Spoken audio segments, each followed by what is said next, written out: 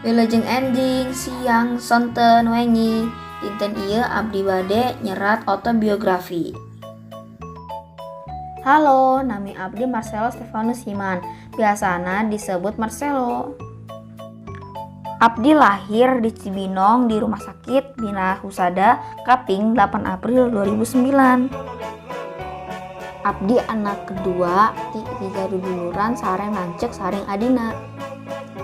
Kusabab pandemik, Bapak Kuring bekerja di rumah nganggo komputer di rumah.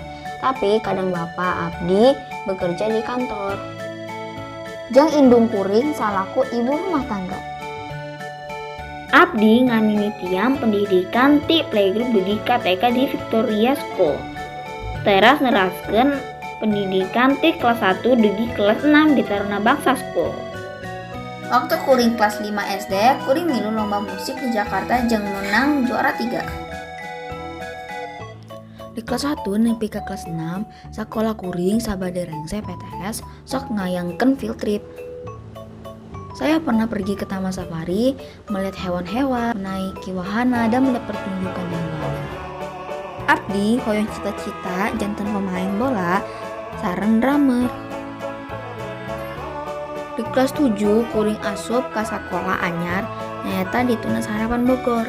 Di kelas 7, Kuring isin jeung isian kusabab panggih jeung babaturan anyar. Tapi sanggeu lila Kuring kenal jeung babaturan, Kuring teu isin jeung sieun deui. Abdi bakal terus semangat diajar supados cita-cita abdi tiasa dihontal.